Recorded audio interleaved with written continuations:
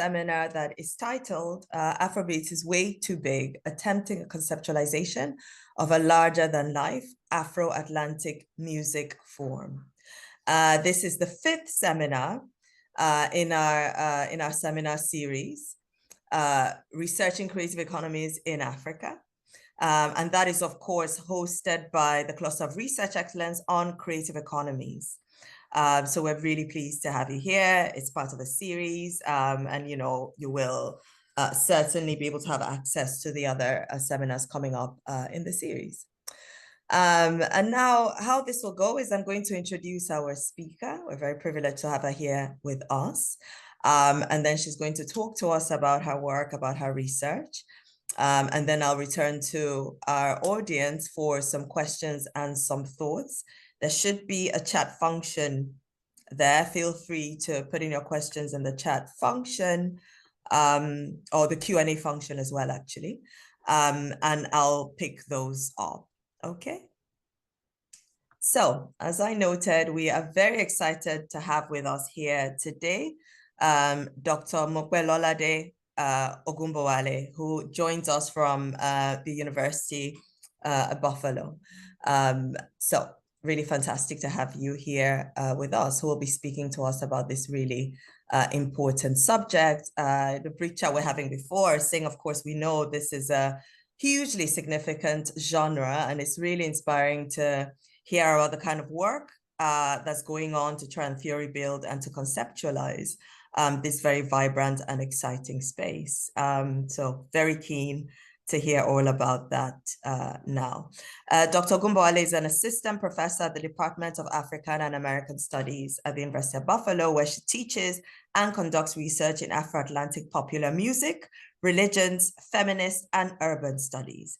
Her book project, The Spirit is the Music, Oshun's Aesthetic Manifestations in Reggae Dancehall Music, reads the rhythm and resistance politics of Konto, which is a reggae dancehall styled music genre produced in Ajegunle, Lagos.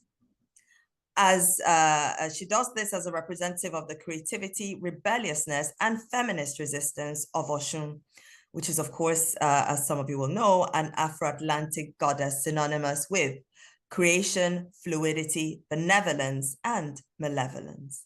So, we've brought to you a colleague who is very invested in understanding, a wide range of themes that relate to the Afrobeats space right now. So all that said and done, it's an honor to invite you then, Dr. Ogunbowale, please, to take over the floor and share your work with us, please. Thank you. Thank you, Eka. Thank you, Roberta. Thank you. Good afternoon, everyone. First of all, I must say that I'm so excited to be here. I think you're doing some of the most timely and revolutionary work on African creative economies. Interestingly, I stumbled on you on Facebook, and I'm like, I have to write this program because you're doing something fantastic. So I look forward to continuing this conversation even beyond the presentation. So I'm just going to read my essay. Sometimes I will interject to explain, but I'm just going to read. And one thing I have to put out there is that I'm coming to the field of Afrobeats as a young Nigerian woman that grew up in the city of Lagos in the 80s, traveled to Canada in the early 2000s, and also moved to the US by the 2010s. So I kind of saw Afrobeats emerge in Lagos, and also I saw its development across the diaspora. I remember being a student at the University of Guelph, and when I hear some Nigerian artists, it used to be like such a big thing. But here, now I'm in the US and every day Afrobeat is around me. So I am theorizing both as a scholar, I'm theorizing as an enthusiast who experienced Afrobeat as the rhythm of my adulthood. And so I'm existing in those in-between spaces. So you find my theorization a bit scholarly, but at the same time, playful and simple. I don't necessarily want to overburden this work with a lot of academic jargon. I want the reflections to exemplify my dual positionality. The title and content of this essay is inspired by Burna Boy's 2020 hit song, Way Too Big. In this pop, dancehall, and reggaeton sounding tune, Burna Boy stays true to his boisterous and braggadocious disposition when he tells detractors that he is way too big, way too smart, and way too cool to be effing with them. Although these words are somewhat brash and condescending, his declaration is a relevant metaphor for describing Afrobeat's visible and invisible pushback to its oversimplification by music critics, enthusiasts, journalists, filmmakers, and scholars, to mention a few. Despite noble intention, the current scholarship on Afrobeat is yet to exhaustively theorize the multidimensional, multicultural, and dynamic sounds, styles, and themes that constitute Afrobeat music.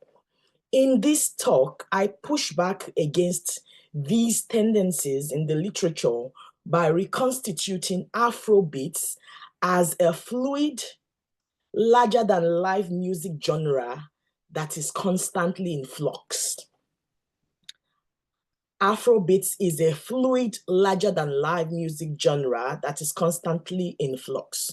To bring life to this conceptual way of thinking, I propose 5 ways of thinking about and thinking through Afrobeats music. I propose Afrobeats as fusion sound, a dance and fashion movement with countercultural, gendered, and sexual politics. I propose Afrobeats as fusion sound, a dance and fashion movement with countercultural, gender, and sexual politics. Since attaining global prominence in the 2000s and 20s, Afrobeats has ruled the global airways by storm. Beyond producing award-winning artists, Afrobeat holds its own category in the American Music Awards and has influenced the creation of an African music category at the Grammys. Not only are Afrobeat artists debuting their albums on social media, music streaming platforms, and US TV shows, to mention a few, they are selling out the US Madison Square Gardens and the UK O2 Arena in quick successions. Likewise, Afrobeat artists are serving as brand ambassadors for designer brands like Burberry, Ray-Bans, Dolce & Gabbana, Versace, Reebok, and Dior, to mention a few. Afrobeat songs are earning platinum status in global music charts, and Afrobeat artists are collaborating with pop icons like Beyoncé, Justin Bieber, Ed Sheeran, and DJ Khaled, who were previously outside their reach and league. As a result, in the last 5 years, Afrobeats has been a subject of inquiry in journalistic writings, documentary films, and academic literatures that include mainly dissertations and journal articles. So the epistemology and scholarship on Afrobeat is slim, it's budding, but it's growing. A survey of existing epistemologies on Afrobeats presents us with about 11 discursive traditions on the genre. They include what I call the feminist, theological, literary, musicological, data science, transnationalist, popular culture, journalistic, activist, and filmic traditions. While I do not intend to unpack these discursive traditions in this paper, these body of works on Afrobeat grapple with what I term a problem of nomenclature. And what is this problem of nomenclature? Scholars are bothered about what is the appropriate name to describe this genre or hypernym. Hypernym refers to a collection of genres. So Afrobeat scholarship is burdened by a problem of nomenclature. What is the appropriate name to describe this genre or hypernym? Afrobeat scholarship is equally burdened with a problem of geography and ownership. Who owns Afrobeats? Since it draws several musical influences from West Africa and the Afro-Atlantic world at large. Afrobeat scholarship is burdened with a problem of politics. And for scholars that are invested in this, they wonder why Afrobeats is linked to Afrobeat, since it is apolitical electronic dance music. And finally, scholars are burdened with a problem of conceptualization. A problem of conceptualization. How do we conceptualize a larger than life, quickly evolving, quickly transforming, moving train-styled popular music form? How do we conceptualize a larger than life, quickly evolving, quickly transforming, moving train-styled popular music form?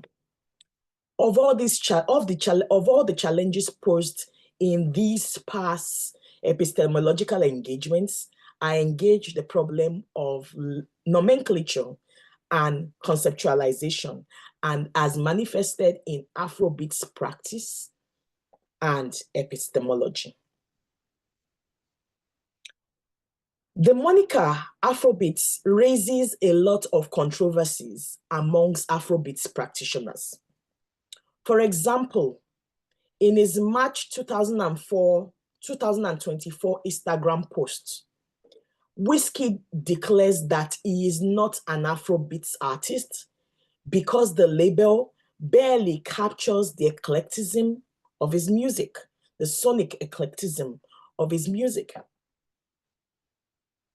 In a September 13, 2024 interview with Adesokpe Olajide, a UK-based media personality and host of Afrobeats podcast, Flavor Nabania rejects the Afrobeat moniker and describes himself instead as an African musician who specializes in recreating contemporary Igbo highlife music. Likewise, Burna Boy prefers to describe himself as an Afrofusion artist because he considers Afrobeats dead, to the chagrin of his fans, colleagues, diehard fans, and Afrobeat enthusiasts. Similarly, Tems, a Grammy Award-winning singer, songwriter, and producer, prefers not to name her music Afrobeats because the label restricts the dexterity and expansiveness of the alternative Afro soul and R&B sound she produces. Moreover, Tyler's win of the Best Afrobeats Artist Award at the MTV VMA Awards raised eyebrows because our pop R&B and Amapiano styled sound is better linked to Afrobeat, to Amapiano, than it is to Afrobeat. While these examples are a snapshot of a pushback against the nomenclature, Afrobeats practitioners believe that the moniker Afrobeats boxes their art and creativity. 2, this moniker is a Western-imposed marketing name for contemporary African popular music. And 3, a disregard for the multiplicities of genres that constitute contemporary African popular music. Similarly, conceptualizing Afrobeat poses a Herculean task for critics, advocates, and scholars alike. Regardless of that, there are a few framings of Afrobeat that animate existing scholarship. First, First, although scholars dissociate Afrobeats from the subversive politics and musical practice of Afrobeat music, Gaa Osaibi identifies some sonic, stylistic, embodied sartorial and thematic affinities between Afrobeats and Afrobeat. So one of the first things that jumps out in every scholarship on Afrobeat that I have encountered is that there is an attempt to separate or to delineate Afrobeat from Afrobeats, even if some scholars also say that Afrobeats and Afrobeats share some similarities rhythmically and whatever. Secondly, within existing scholarship, Afrobeats is conceptualized as a hypernym that emerged into a genre in recent years due to its introduction to the corporate global music industry and the market and the genre market. And for scholars that belong to this school of thought, they also think of Afrobeats as a social and aesthetic category within Black diasporic cultural and musical practices. I'll repeat that. In this second tradition of writing about Afrobeats, Afrobeat is conceptualized as an hypernym that emerged into a genre due to its explosion in the corporate global music industry and the genre market.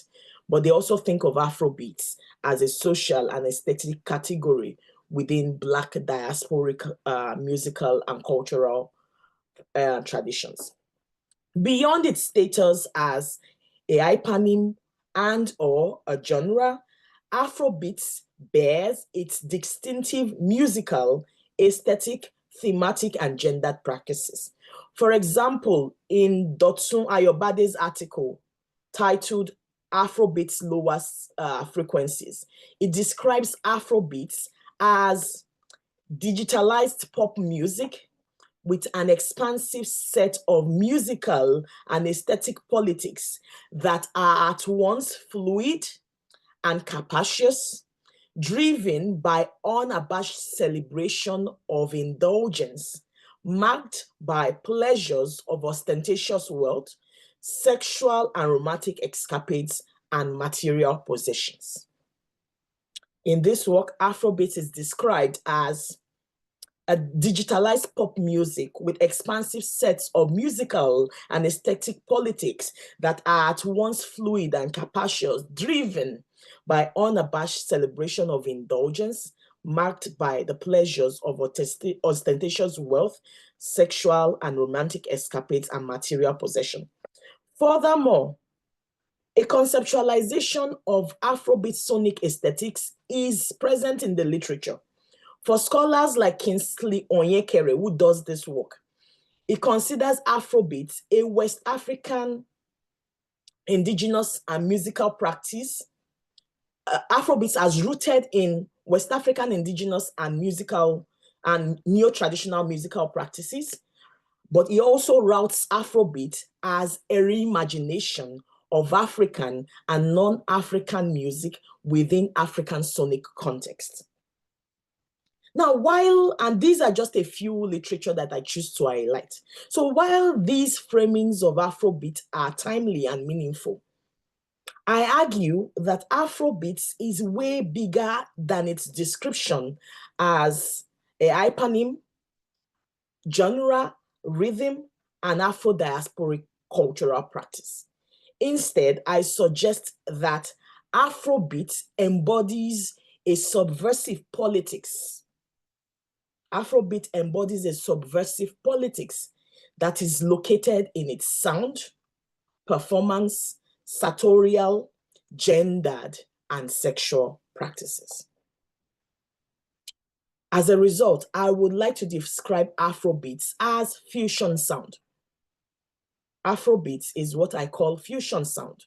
As fusion sound, Afrobeats blends indigenous Nigerian music forms like Fuji, highlife, Juju, Afrobeats, South African Kwaito and Amapiano, Ivorian Zulu, Congolese Kopedikale, and Makossa with UK grime, hip-hop, R&B, dancehall, soca, calypso, disco, funk, and the list is endless.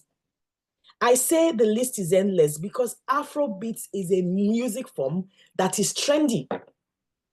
It jumps on any new rhythm from any part of the world and reworks it.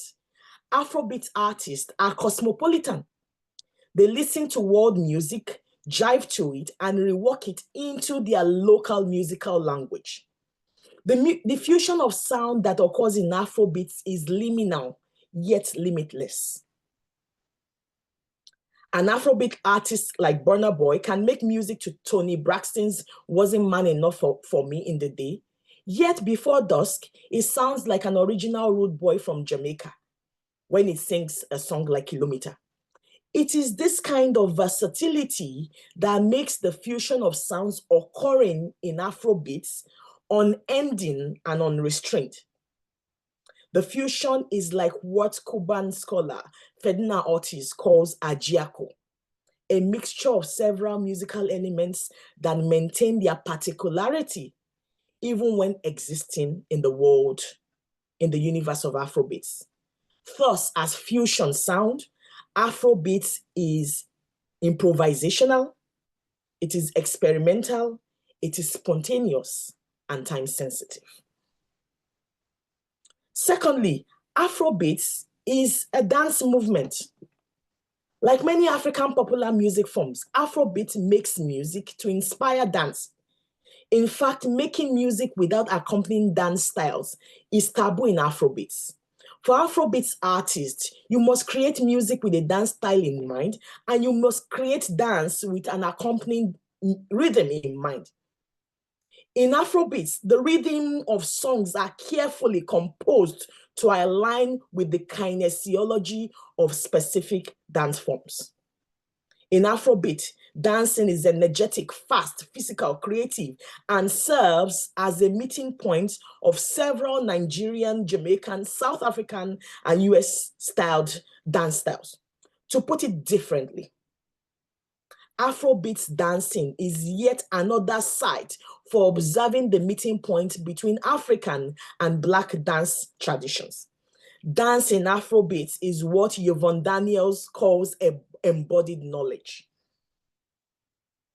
As Daniel argues in her book, Dancing Wisdom, Embodied Knowledge in Haitian Voodoo, Cuban Yoruba, and Bahian Candomblé, Afro-Atlantic dance forms document and disseminate collective social and historical memory while inspiring and supporting survival.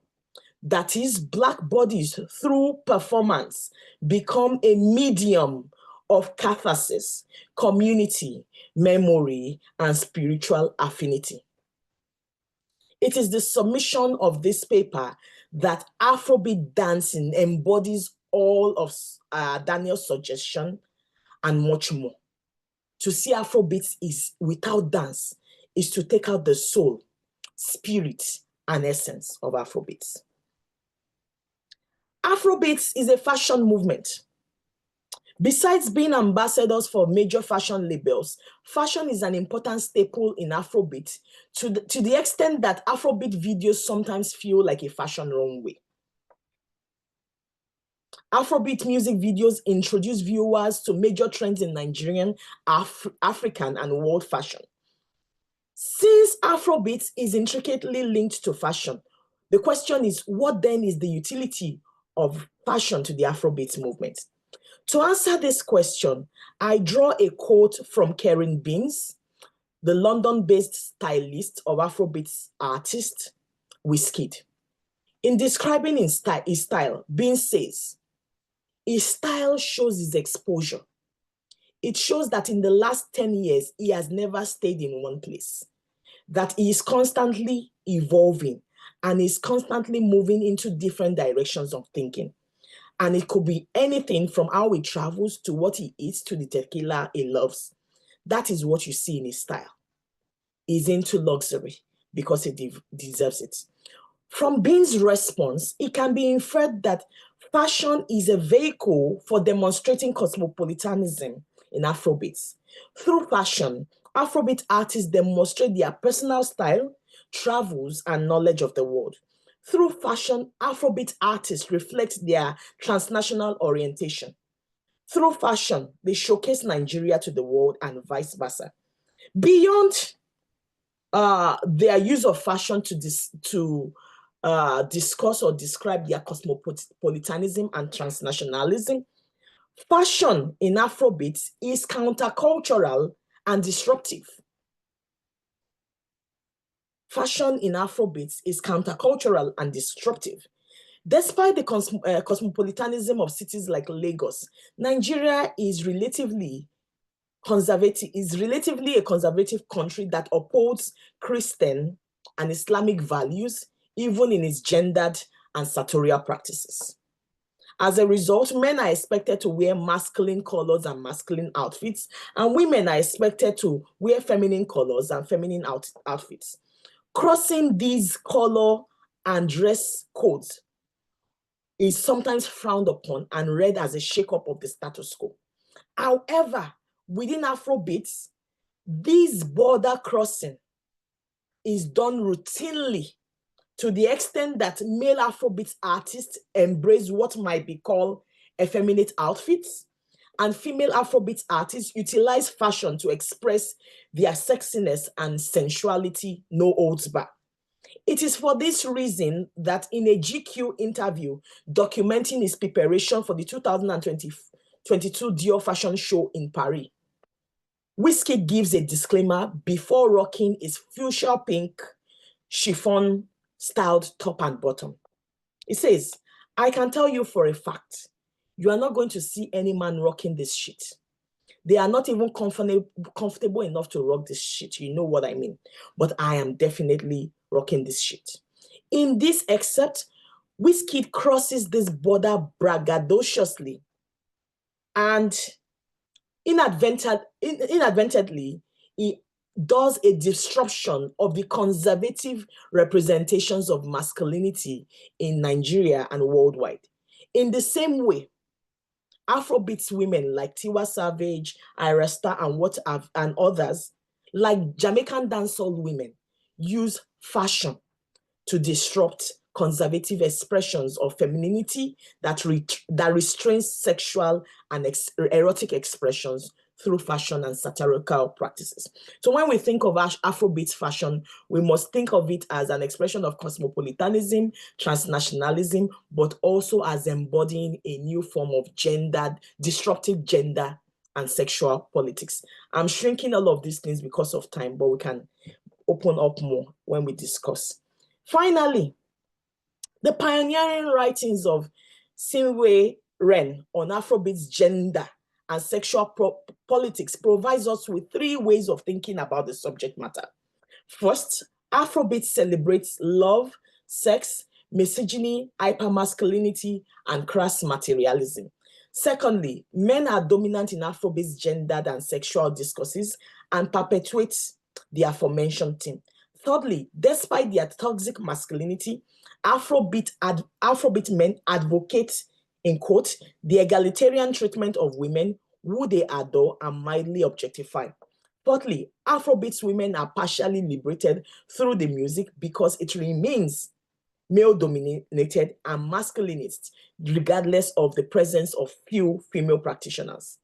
While Ren's suggestion serves as a useful take-off point, a suggestion that Afrobeats does not hold emancipatory possibilities for women is a broad stroke, since she's engaging Afrobeats from the realm of performance and barely engages with its practitioners outside the video light. From my reading, Afrobeat perpetuates a gender and sexual politics that is patriarchal, masculinist, homophobic, and transphobic, no doubt. However, there are new possibilities for observing feminist manifesting through the lives and works of Thames, Tiwa Savage, and Yemi Alade, who defy gender, bodily, fashion, and sexual expectations of Nigerian women through their bodies, dance, music, sex life, and subjectivities. We can dig deep into that as we go along. Moreover, although conversations around non-heteronormative sexualities remain absent in Afrobeat since Nigeria is rigidly homo and transphobic.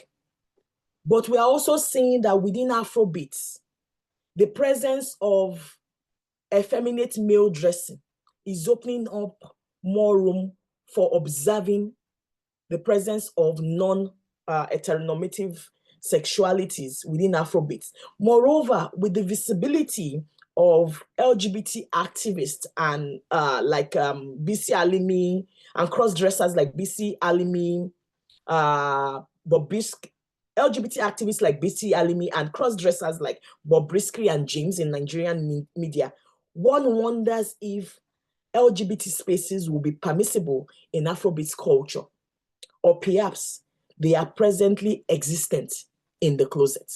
These are some questions that we can think through. So in conclusion, Afrobeats is a moving train. It's a moving train. It is sometimes difficult to grasp and grab, particularly because it is evolving as I am writing and as we are speaking.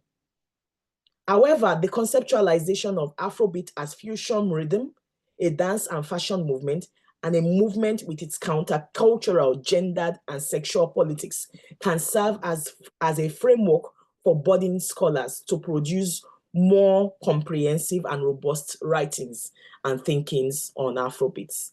Thank you for listening, and I look forward to further questions. Thank you so much for that, Mopelolade, for a very, very rich discussion that you shared. Very expansive work. Really appreciate the breadth, but also the depth in terms of the spaces in which you move into a conceptual conversation, or what you term your attempts at a conceptualization of the genre. Colleagues, if you have questions, please, if I can invite you to put those in the Q&A box. While I wait for those to come through, I will abuse my privileges as chair to really ask for a little bit more from you and from this work, some of which you've touched on actually. One point is I'm really interested in the reflections you have around the Afro-Atlanticism of Afrobeats, but also what you said around how this is can be read as a form of subversive politics. So I wonder, as someone who's interested in global political economy conversations about, the coloniality also of global political economy hierarchies, I wonder the extent to which how would you contemplate this sort of Afro-Atlantic reach as a way of dealing with histories of colonization and movements of Black peoples all across the world? I guess for me, I've often seen the way it's embraced in many parts of the world, moving beyond linguistic borders. So you think of what goes on in Afro-Latin America, for instance, what you said about dance and that moving beyond linguistic barriers. I'm interested in whether you see this as a space in which you can center Africans, Africanness in a world that in many other spheres doesn't treat what is African as really important or as a center or as a core. Is often seen as what is left over, what is not innovative. Do you see this space as one in which it is possible to change that hierarchy, alter that hierarchy a little bit? Yeah. Yes, definitely. I think while the practitioners might not have all of these things at the forefront of their practice, one thing I observe is that we can think of Afrobeats as an Afro-Atlantic musical dialogue. We can think of Afrobeats as an Afro-Atlantic musical dialogue, but also we can think of Afrobeats as also a medium for reinventing Africa and Africanness as postmodern to the world. And the reason why I say this is that if you look through diasporic representations of Africa, either through popular culture, through film and what have you, there is still this obsession with Africa as the ancestral homeland of Blackness. And those conversations are reiterated in different ways. A very good example to see where that manifests is in a movie like Black Panther. We can also see that in Woman King. So it seems like popular culture and scholarship, diasporic scholarship on Africanness still seems to be very obsessed with this Africa of the past. Africa as this side of primordialism. Africa as this colonized space. Africa as an ordered site and an ordered consciousness. But what Afrobeats artists do consciously and subconsciously is to show that Africa is not just the site of origin, in quote, for Blackness. Africa is still very much engaged in this active, dialogic, and contemporaneous conversation on Black cultural production. So I think that's one of the ways these artists are inserting or changing the narrative on Africa in popular culture. One of the other things I am seeing, at least in the United States, less from a theoretical perspective and more from the realm of practice and ethnography. I'm also observing that there is a way these artists are constantly looking to Africa and looking to the world at the same time. So the fact that they exist in this in-between position where they constantly pay homage to their roots through the music they produce, but they are also defiant. They are resistant to rootedness. They are resistant to rootedness. They love their roots. They embrace their roots. But at the same time, they are interested in showcasing themselves as transnational citizens. So in that in between, they express that double consciousness in their work. And by expressing that double consciousness, they are also giving audacity to Africans, young Africans, and Black peoples across the world to look to Africa, but also to exist in that in-between space where you are African and you're also global. You're African and you're also global. And those things are not polarized identities.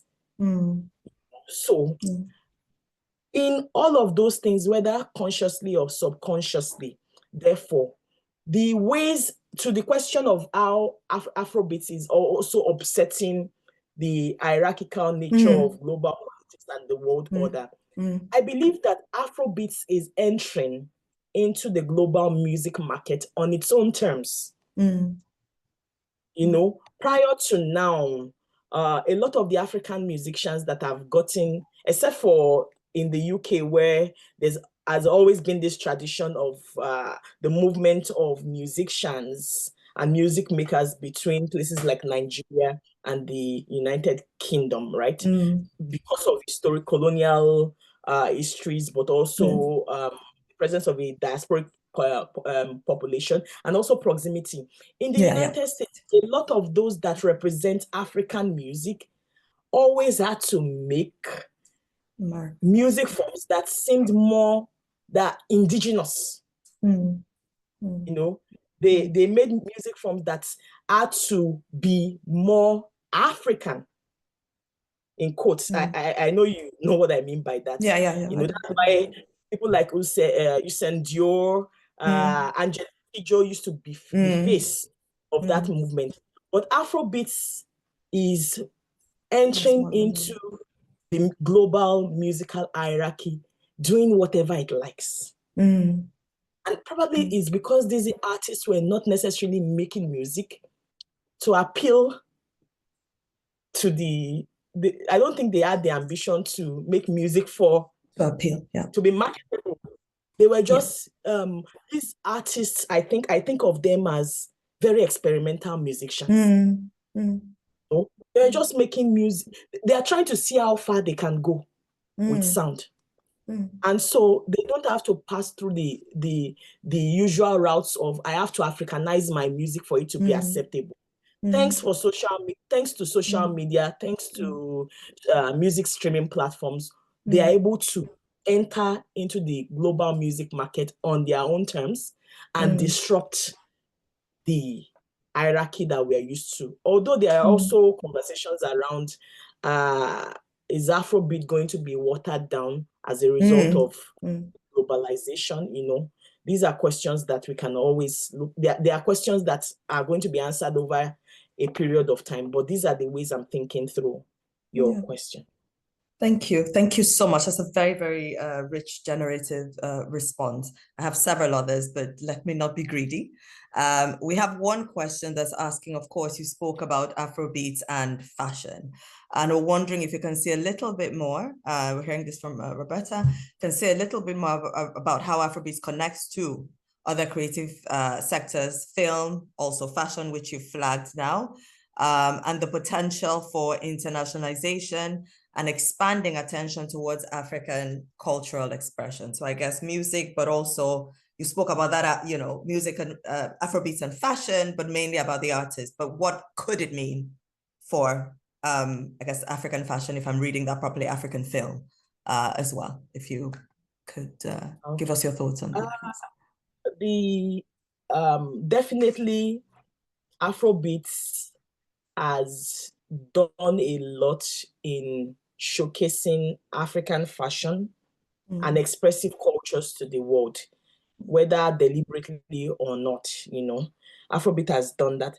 And in the area of film, one thing that I have observed is that a lot of documentary filmmakers, Afrobeat artists are currently doing a lot of documentary films that historicize Afrobeats, Nigerian popular music in general, and the global acclaim. I think there are two documentary films already in existence on that. So I think one thing I am seeing in the literature is that Afrobeats there are filmmakers actually documenting Afrobeats as we speak. But on the other side, Afrobeats is also serving as the rhythm, is gently entering and serving as the rhythm of Blackness within filmmaking globally. There is, I think I can't remember, there's this film on Netflix about immigration in the United States. And a lot of Afrobeats sounded as the rhythm of that sound. So Afrobeats is also entering into the film space, not just in Africa, but across the world, because it's serving as the rhythm of Blackness in film. So that's another area where I'm seeing those connections with film. With the fashion industry, I think Nigerian fashion industry is also getting a lot of visibility through Afrobeats, because a lot of the Afrobeats musicians we listen to are actually styled by Nigerian stylists. So even if their fashion is eclectic, is reflecting Nigerian fashion and global fashion, if you look online, there are active journalistic writings, actually, a lot of journalistic writings talking about what is Afrobeats fashion. So Afrobeats is also giving opportunity to Nigerian stylists to actively curate what fashion means to the average Nigerian in this time and period. So we are seeing all of those tendencies existing in the literature. But beyond that, I think what I have found with Afrobeats fashion is that Afrobeats fashion is very tricky. Yes, we can see how these artists reflect about the world and reflect about their identity through the way they dress. But we can also see how they bring to the forefront of our analysis some questions about gender, sexuality, and all of those tension-filled questions that the average Nigerian audience would not want to engage. For example, and where you will see, again, a lot of what I'm writing about is happening as we speak, right? It's journalistic, some of what I'm writing about is people's reactions. And those are the places that constitute the bodies of knowledge that would inform, write about Afrobeats. Recently, I think Ashake did a lot of tattoos, you know, and a lot of Nigerians are like, what is happening to you? Why are you trying to? So we see how the body politics, we see how fashion, we see how Afrobeat artists are representing themselves and representing their bodies become a contentious site for seeing how Nigeria is also grappling. Nigerians in particular are grappling with the changes in our notions of gender, notions of identity, notions of fashion, notions of morality, ethics, and decency through fashion. Recently as well, I think it was Flavor is always causing trouble. When he goes for different concerts, he's always wearing crop tops and all of that.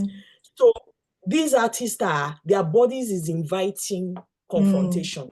Their bodies are inviting questioning. Their bodies are making us see that Afrobeat artists are not comfortable staying within normative gender, you know, gender and sexual ideals. They want to push the borders. They want to push the borders. So I think that's one of the things they are doing through music. Okay, super. Thank you so much for these very rich responses. I'm going to try and group the remaining questions we have and you know, sort of package them for you to attempt to address. So we have two questions actually that I think speak to a similar issue. And Alexa is asking, she's saying, everyone, of course, is saying it's really great work, really great paper, and really pleased to hear it. We have one comment where the point is around how, while there's a lot to celebrate around Afrobeats, the success of the genre in finally representing Africa beyond stereotypical images. I had to read that exactly because I think that is so important to say. There is a challenge, and you also reflect on, you know, at various points, this tension between celebrating that and some of the challenges around objectifying women, especially around, you know, forms of sexism. And so this question wraps up with, why isn't there more awareness of this great opportunity for artists to potentially address political issues, Africa's history, challenges, sort of, you know, is there more that can be done with the platform that these artists have? That's one. I think an associated question, so I'll just add that there, is should and how might academics have an altering influence to raise awareness among artists to avoid or limit commercialized misogyny on a large scale, given the spread of the genre. So I think you see how those questions are interrelated. A final one, I think quite critical, is asking from Professor Jen Snowball there, that you mentioned this, who owns Afrobeats, how it's contested, this question of, I guess it could leak into questions of intellectual property. And can you say a bit more about that? What are the implications of contested intellectual property for the ability of Afrobeat artists to generate a sustainable income? So if you go with those, and we'll see if there's any room for any more. I'm not sure there will be, but let's see. Yeah. Okay, thank you so much for these fantastic questions. If I would, I think the first question borders on why is Afrobeats perpetuating misogyny, and how best can we restrain on all of those tendencies, right? So one thing I think, and why is the genre not used for more revolutionary work. This is something I've also really reflected upon. I don't even know if I have a specific answer, but if I can if I can dwell within the realm of practice to an extent, and also draw a little bit from, if I can use the response of Thames to Buju Banton, maybe that would help us, because recently, Buju Banton, Jamaican dancehall musician, was really having the same concern with Afrobeats. Why is Afrobeats doing why is it not revolutionary politics? Why is it not social and politically conscious music? Why is it misogynic and what have you? And Thames responded to that question by saying that Afrobeats is escape. Afrobeats is escape. I think the subversive politics in Afrobeats is very, very removed from what we'll see with a genre like reggae music. I don't think Afrobeat artists really want to be liberators. I think Afrobeats feels more, dwells more, shadows more the politics of hip hop and dancehall music. Yes. So when we think of the subversive politics of Afrobeats, we must link it more to hip hop and dancehall music rather than to the revolutionary traditions we find in Afrobeats and reggae. Now, yes, the music has a powerful presence across the world, and it is important that we must not reconstitute and reconstruct. We must not use this genre as a vehicle for reconstituting and reconstructing existing oppressions. I don't know a way out. I think is maybe when we keep writing, when we keep pushing back, when we keep talking, I think that would also do a lot of work to pushing the genre from what it's currently doing to a new level of consciousness. I also feel that maybe Afrobeats artists might not necessarily survive the global music market if those things are not present.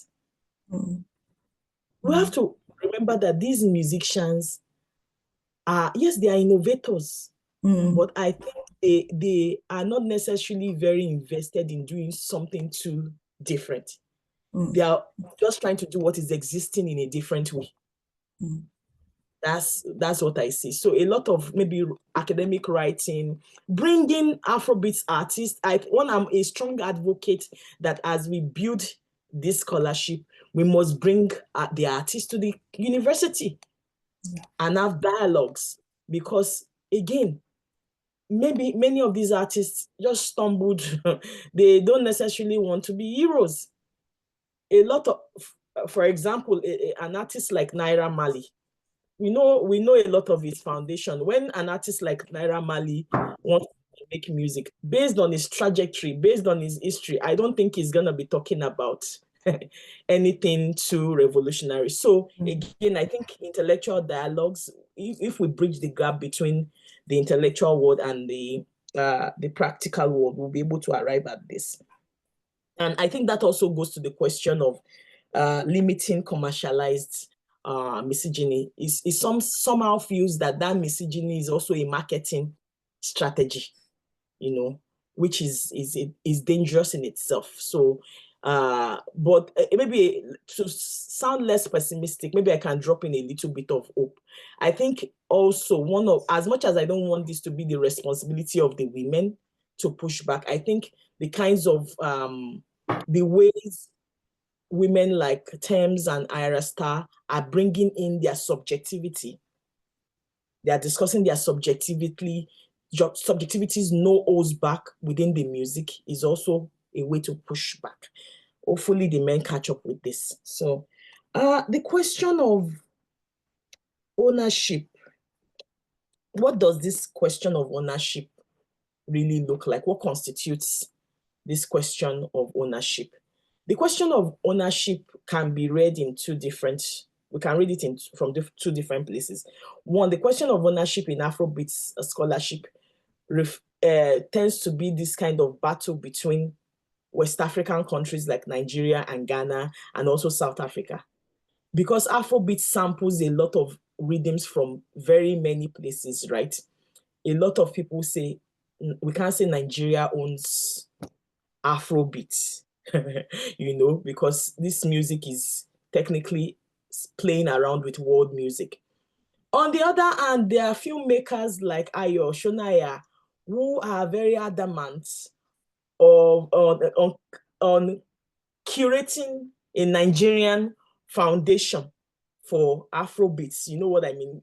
Maintaining that concrete Nigerian. So the question of ownership talks about these geographical battles. Who owns this sound? And can we say anybody owns the sound?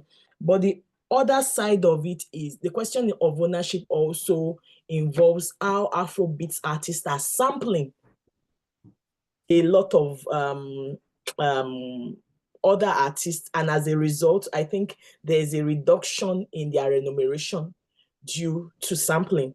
For example, when Burna Boy sampled Toni Braxton, we got to know that I think she made almost 70% of the remuneration from the monies that came out of it. So I think some way, somehow, all those samples are creating a lot of problem. They are making money, but can they make more?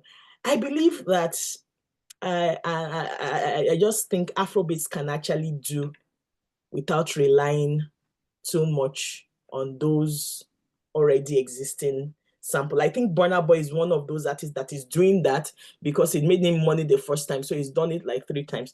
I think he will get tired of it. I think Afrobeats can stand on its own. Afrobeats can stand on its own. So that's just my response to that question. I hope I was able to answer these questions. I think so. I think those were such rich responses. Mokwe, I have so many. I mean, I'm glad that I think this is a beginning of a conversation I hope you will be, having with our community, both the Cluster for Research Excellence and Creative Economies and our colleagues here. It has been so enlightening and enriching to have had the chance to listen to you. I thank you very much for taking time out of what I'm sure is a busy schedule to spend some moments with us. I love what you said about also bringing some of those artists and being in conversation with them. I think I'm very inspired by when you started your presentation saying, how you've come into this, your own positionality, but also your commitment to knowledge production that is thinking about an audience for that knowledge beyond the academy. You sounded to me like you were very convinced that we need to think of this knowledge as a space, that's, a lot of co-creation goes on, but also who are we speaking to? It has to be a broader audience. I really appreciate that point you made. I think it's something all of us as scholars working on issues that have a lot of impact in the spaces that we're concerned with is something that we should all be invested in. So thank you so much for this. Colleagues, before you all disappear, just to know that next week, we have the King's Africa Week. From the whole week, we're going to be having that. It's a very exciting opportunity for you to join us and, hear a lot of, have access to a lot of very interesting talks. We will also be having, I'm going to put a link to that in the chat. We will also, the Cluster of Research Excellence for Creative Economies will also host a session where we invite Bolanle St. Peters, the director of the film Fumilayo Ransom Kuti, who will be, she'll come and speak about her film. We'll have a screening of that, and she will come and also speak about that film. So do please, if you get a moment, thank you so much for that, Roberta. Do please join us. Certainly, that event is next week, Friday, if you're in London and can join us. But the Whole of Africa Week is all super exciting. Thank you so much for joining us today. You will hear from us about the next seminar that's coming up. Please, Dr. Ogunbowale, thank you so much for being with us today. It's been an utter pleasure. Yeah, thank you. Okay, colleagues, have a great rest of the day and the weekend when it arrives for you. Thank you.